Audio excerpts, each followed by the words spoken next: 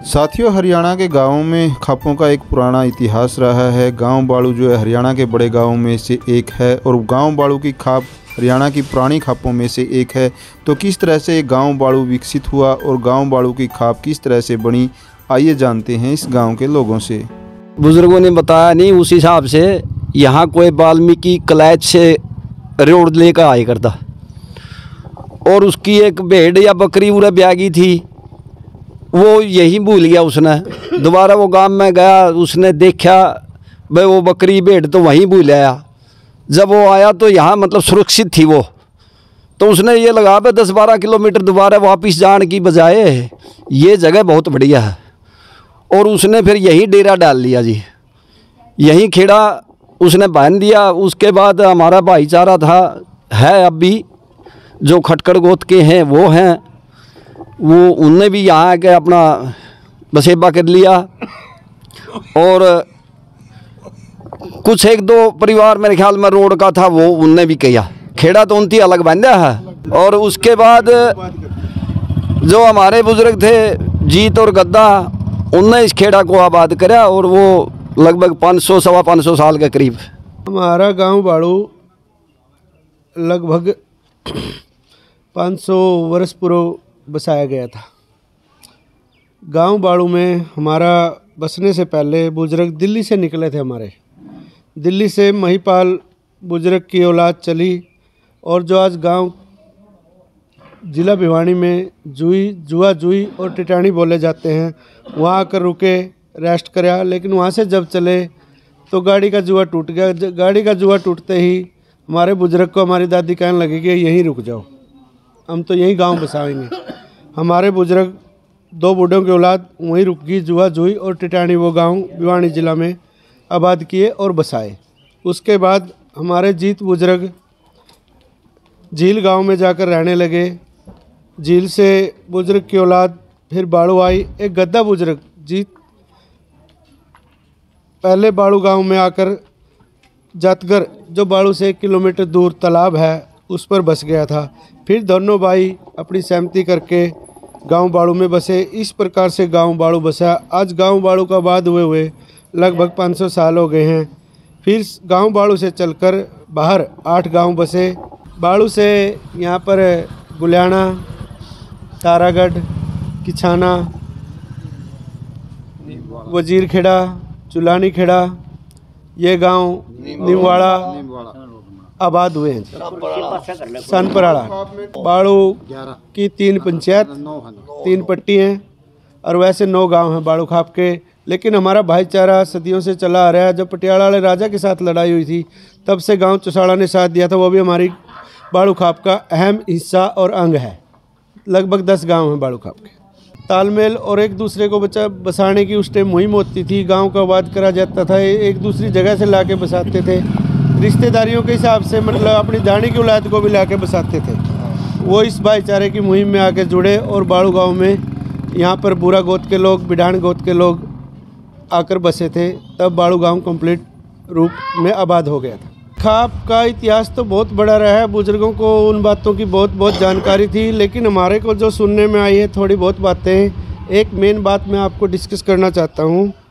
पटियाला रियासत के जो राजा थे उसने बाड़ू गांव पर टैक्स लेने के लिए जो कर की मुहिम होती थी हमला किया था। पटियाला वाला राजा टैक्स लेने के लिए मडाड खाप 360 के चबूतरे पे जो कलायत में स्थापित है आए। उन मौजी लोगों की पंचायत उन्होंने कहा कि हम टैक्स बाद में देंगे, पहले बाड़ू गांव से आप टैक्स लो।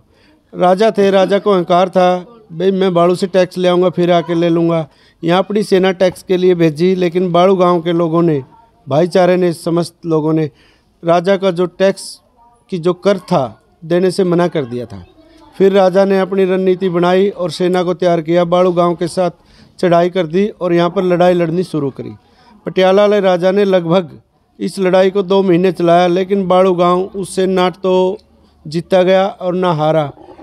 और बाड़ू को उसकी तोड़ने की कोशिश थी कि मैं बाड़ू को तोड़ के जाऊँगा, लेकिन बाड़ू गाँव उस टाइम उससे टूटा नहीं और झुका भी नहीं उसके सामने। बाद में राजा ने एक भाईचारे की पंचायत करी और उसमें माफ़ी मांगी और उसमें राजा ने एक शर्त रखी कि बाड़ू गांव के बीच की जो बस्ती है उसमें से मेरा रथ निकालने की अनुमति मुझे दे जाए, और वह लड़ाई तब वहाँ जाके शांत हुई थी।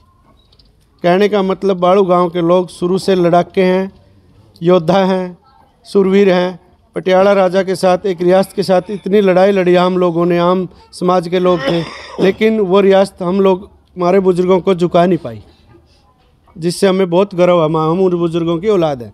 जो बाड़ू खाप है इसमें 11 गांव हैं और 11 गांव की जब भी मेरे को ज़रूरत पड़ती है, या किसान आंदोलन हो या जाट आंदोलन हो, मैं फ़ोन कर देता हूं और मेरे सारे गांव के जितने मेरे वो हैं कमेटी के मेंबर हैं उनके पास फ़ोन कर देता हूं, और जितने भी हो सकते हैं अधिक से अधिक संख्या में हम इकट्ठे होकर फैसला लेते हैं और फैसले पे हम पूरे उतरते हैं। चाहे सरकार से टक्कर हो या किसी कोई और मामला हो, हम एकजुट कर मुकाबला करते हैं। हमारी खाप के अंदर एक खासियत है, हम एक हैं और एक ही रहेंगे, और ना किसी का कोई लालच है। हम बगैर दबाव के जो भी फैसला करते हैं, नहीं ना सरकार का दबाव मानते हैं ना और किसी का दबाव मानते हैं। हम फैसला अपनी कमेटी बैठकर करती है और उस फैसले पर हम पूरे उतरते हैं। सर्वजातीय जाति की खाप है हमारी, और इसमें कई गोत्र हैं। हमारे गांव के नाम से ही हमारी खाप का नाम है बाड़ू खाप। हमारा कोई गोत्र के नाम से कोई खाप नहीं है, हमारी सर्वजातीय है और इसमें कई तरह के गोत्र हैं। और इसका मेन मकसद ये है, जैसे छोटे मोटे झगड़े समाज में होते रहते हैं, वो हम अपने भाईचारे के तौर पर बैठकर उनको निपटा देते हैं। और अगर हम ऐसा काम न करें, ये खाप ये फैसले नहीं करे, तो सरकार के जो जज हैं, जज के पास इतने केस हो जाए वो निपटा नहीं सकते किसी भी सूरत में। 70% केसेज के निपटारे खाप करती है और भाईचारे को इसका लाभ भी है। कोई पैसा खर्च नहीं होता, एक विवाद है जो वो ख़त्म हो जाता है। इसलिए खाप बहुत ज़रूरी है। ये सभी जाति एक हमारा भाईचारा बना रहता है, विवाद ख़त्म हो जाता है और सरकार को भी बहुत फ़ायदा है। 70% निपटारे हम गांव में ही निपटा देते हैं, इसका यही लाभ है। और एक हमारा भाईचारा है, जैसे हम अलग अलग जगह पर रहते हैं, हमारे गांव हैं, हम मीटिंग रखते हैं तो हमारा भाईचारा भी आगे मजबूत रहता है। गांव ने 5 साल के लिए नियुक्त किया था, 1 साल मेरा बकाया है। निस्वार्थ भावना से मैं अपनी खाप की सेवा करता हूँ, कोई किसी तरह का लालच नहीं है। हमारा मकसद एक है, हमारा भाईचारा बना रहे, हमारे भाईचारा की एकता बनी रहे। मेरी बस एक ही खास बात है, भाईचारा बनाने की। खाप की कार्यकारिणी का मतलब है भाईचारे का एक संगठन, सभी 36 जातीय भाईचारे को संगठित करना। ये बाड़ू खाप का शुरू से उद्देश्य रहा गया है। यहाँ से मतलब 36 बिरादरी, बाड़ू के जो 10 गांव हैं बाड़ू से निकलकर बसे हुए हैं, सभी की जातियाँ बाड़ू से ही गई हुई हैं। और हमने खाप की कार्यकारिणी में 36 बिरादरी के लोगों को अहमियत दी है। सबके खाप की कार्यकारिणी में सब जातियों के भाई उसमें शामिल हैं सदस्य के रूप में।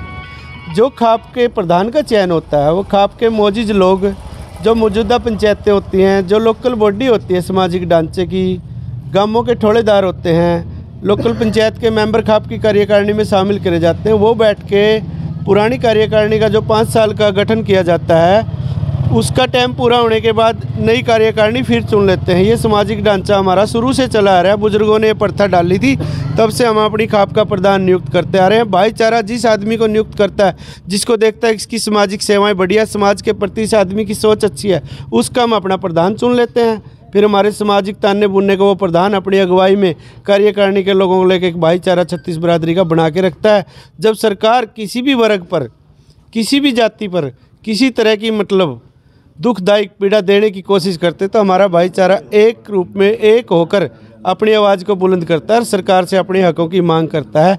हमारा सामाजिक भाईचारा बाड़ू खाप का हरियाणा में माना गया है, क्योंकि बहुत सी खापों में देखा कि हमने अलावत खाप, दहिया खाप, मोहन खाप, सारन खाप, शोकंद खाप, दलाल खाप, काद्यान खाप, वो गोत्रों पे बनी हुई है। हमारे बाड़ू खाप तो बाड़ू गांव जो बुजुर्गों ने बसाया था, जो इससे निकल के 10 गांव बसे, बालू के नाम से खाप है और 36 बिरादरी की सर्वजातीय खाप है जी। इससे हमने बहुत गर्व महसूस होता है कि हम इस खाप के लोग हैं। ये गोत्र शुरू से ही रापड़िया था, लेकिन कुछ पढ़े लिखे लोगों ने पता नहीं किस तरह की मीटिंग करी, उन्होंने फैसला ले लिया कि राविश लिखना शुरू कर गए। फिर हम जमींदार लोग, मजदूर टाइप के लोग, हमने उनकी देखा देखी, हमने भी अपने मकानों पे, घरों पे नाम के आगे राविश लिखना शुरू कर दिया। तो इसमें गड़बड़ आ गई थी। गोत्र ये शुरू से ही रापड़िया है, लेकिन अब प्रधान जी की अगुवाई में रामचंद्र की में गांव गुलाना में लगभग 2 वर्ष पूर्व पंचायत हुई। उस पंचायत में बैठ के जो रापड़िया गोत्र के बालू खाप में जितने गांव हैं, सबने फैसला लिया और संशोधन किया कि आगे से कोई भी राविश गोत्र के नहीं अपने लगाएगा सरनेम के आगे, मकान पे, दुकान पे, मतलब अपने ट्रैक्टर पे, बाइक पे, कार पे हम रापड़िया ही लिखते हैं। उसमें संशोधन कर दिया। आगे आने वाली पीढ़ी, जनरेशन अब रापड़िया ही लिखेंगे। पीछे वाले भी रापड़िया लिखते थे। ये कुछ 10-20 सालों में गोलमेल हुई थी, उसको हमने संशोधन करके ठीक कर लिया है। जैसे कि हम लोग जवान हुए, हमारे को जो जिम्मेवारियां खाप ने, समाज ने दी, हमारे युवा भी ऐसे ही हमारे बुजुर्गों का साथ देते हैं।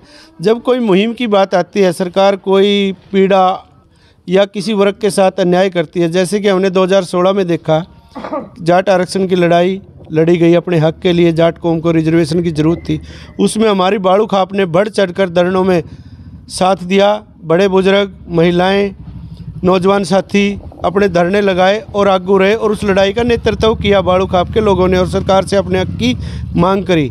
उसके बाद अब 2020 में किसान आंदोलन की लड़ाई चली। कृषि के 3 काले कानून ये बीजेपी सरकार लेके आई, उसके खिलाफ हमने प्रधान जी, किसान नेता हमारे करम सिंह बाड़ू जी, इनकी अगुवाई में किसान आंदोलन की, और प्रधान जी खाप प्रधान रामचंद्र जी, इनकी अगुवाई में जब 26 जनवरी को लाल किले पे चढ़ाई करनी थी, किसानों ने फैसला लिया था जाने का, तो लगभग 400 ट्रैक्टर अपने बाड़ू खाप के सभी गांव से लेकर प्रधान जी निकले थे और किसान नेता करम सिंह जी निकले। इनकी अगुवाई में सभी किसानों ने इनका साथ दिया। अपने हक के लिए हम सरकारों से लड़ जाते हैं, भिड़ जाते हैं, लेकिन अपने हक के लिए हम झुकते कभी नहीं। ये बाड़ू खाप का इतिहास रहा है।